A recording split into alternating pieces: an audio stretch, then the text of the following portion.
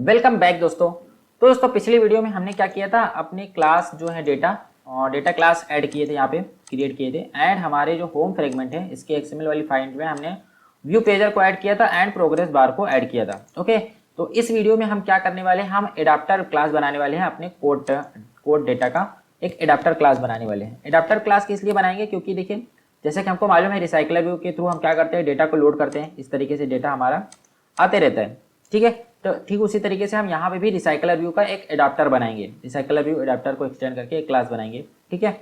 और उसको हम व्यू पेजर के साथ सेटअप कर देंगे, ठीक है। तो बहुत ही आसान होने वाला है। हम यहाँ पे एडाप्टर वाले पैकेज में आते हैं एंड यहाँ पर एक क्लास क्रिएट करते हैं कोट एडाप्टर के नाम से।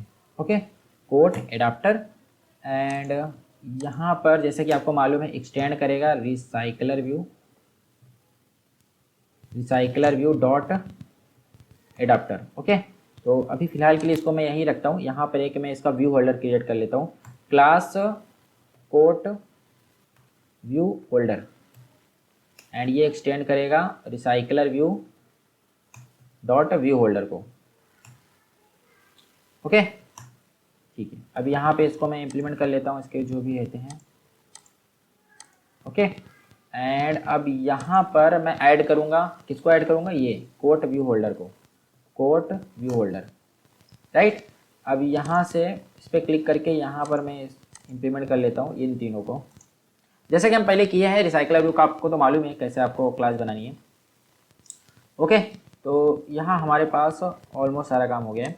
अब यहाँ पे हमको क्या करना है वो देख लेते हैं। यहाँ पर हमारे पास कौन सा लेआउट पे हम काम करेंगे, कोट लिस्ट नाम से हमने एक लेआउट बनाया है ना। कहाँ गया, ये देखिए कोट लिस्ट। ओके, तो अब यहाँ पे हम क्या करेंगे, कोट लिस्ट बाइंडिंग इसका नाम रख देते हैं। एंड यहाँ पर मैं व्यू को हटाऊंगा, व्यू को हटा के कोट लिस्ट बाइंडिंग। एंड यहाँ पर item view dot get root, ठीक है। इसके बाद मैं क्या करूँगा, इस बाइंडिंग को इनिशियलाइज करूँगा किससे, आइटम रूट से। ओके, तो ये चीज़ आप करना मत भूलना। बहुत सारे लोग ये चीज़ भूल जा रहे हैं कि बाइंडिंग को इनिशियलाइज नहीं करे तो एरर थ्रो हो जाएगा, ठीक है। तो यहाँ पे आप इसको इनिशियलाइज कर देना। तो इतना सा काम करना है आपको यहाँ पे। एंड अब यहाँ पर आपको क्या करना है, क्रिएट व्यू होल्डर। ओके, तो जैसा कि हमने ये तो चीज़ पहले भी देख चुके हैं, तो मेरे हिसाब से कि अभी आपको वीडियो पॉज करना चाहिए। पॉज करने के बाद आपको ये मतलब पूरा जो एडाप्टर है वो खुद से क्रिएट करके बनाना चाहिए, क्योंकि इनमें से सारी चीज़ें आपको मालूम है कि क्या होगा कैसा होगा, ठीक है। तो आई होप कि आप लोगों ने किया होगा, ठीक है। ओके, तो यहाँ पर हम क्या करेंगे, हम अपना जो हमारा व्यू होल्डर है, यहाँ पर ये हमारा व्यू होल्डर, इसको हम क्या करेंगे, यहाँ पर रिटर्न करेंगे। ओके, तो व्यू होल्डर रिटर्न करेंगे। और व्यू होल्डर के लिए हमको क्या चाहिए, कोट लिस्ट बाइंडिंग। ओके, तो कोट लिस्ट बाइंडिंग यहाँ पे हम सबसे पहले क्रिएट कर लेते हैं। ये सारी चीज़ें हमने पहले भी की हुई है। ओके, तो यहाँ पे कोट लिस्ट बाइंडिंग, इसका नेम लिख देते हैं binding equal to quote list binding dot inflate. And यहाँ पर एक इन्फ्लेटर चाहिए, तो हम बना देते हैं लेआउट इन्फ्लेटर डॉट फ्रॉम। यहाँ पे लिखेंगे parent dot gate context. Okay, parent कहाँ से आया, ये आया। ओके, अब यहाँ पे आते हैं हम, यहाँ पे आते हैं कॉमा लगा के पेरेंट एंड कॉमा लगा के फॉल्स। ओके, तो ये हमारे पास क्या आ गया, बाइंडिंग आ गया, कोट लिस्ट बाइंडिंग। अब हम क्या करेंगे, रिटर्न कोट व्यू होल्डर नहीं, यहाँ पर return new quote view holder. And यहाँ पर हम डाल देंगे अपनी बाइंडिंग को, ठीक है। तो यहाँ से हम क्या कर रहे हैं, अपने लेआउट को इन्फ्लेट करके रिटर्न कर रहे हैं, राइट। ओके, अब हमको क्या करना है, अब हमको चाहिए एक एरे लिस्ट चाहिए। हमको चाहिए एक एरे लिस्ट, तो प्राइवेट एरे लिस्ट। और ये एरे लिस्ट क्या होल्ड करेगी, ये एरे लिस्ट होल्ड करेगी कोट डेटा को, कोट डेटा। ओके, एंड इसका नाम रख देता हूँ मैं एरे लिस्ट। अब ये एरे लिस्ट कोड डेटा को होल्ड करेगी। एंड यहाँ पर जो गेट आइटम काउंट है, यहाँ पर मैं लिख देता हूँ array list dot size. Okay, ये भी हो गया। एंड यहाँ पर हमको ऑन बाइंड व्यू होल्डर, अभी यहाँ पे क्या करना है, सबसे पहले तो हमको अपना कोड डेटा निकालना है। तो code data equal to array list dot get position. Okay, तो यहाँ पर हमको हमारा कोड का डेटा मिल जाएगा। अगर हम यहाँ पे चेक करेंगे if data equal to null, अगर डेटा किसी भी हालत में नल है देन हम क्या करेंगे, रिटर्न कर देंगे। यहीं से ये रिटर्न हो जाएगा, कुछ भी नहीं करेगा आगे का काम। अगर डेटा नल नहीं रहेगा तो हम क्या करेंगे, बाइंडिंग डॉट ओके, हाँ, देन हम क्या करेंगे, होल्डर कहाँ से आया, ये वाला होल्डर है, यहाँ से होल्डर डॉट बाइंडिंग। अब ये बाइंडिंग इसको बुला रहा है, ये बाइंडिंग इसको बुला रहा है। ओके, अब ये बाइंडिंग आ गया। अब binding dot quote dot set text. अब यहाँ पे टेक्स्ट क्या रहेगा, डेटा डॉट गेट कोट।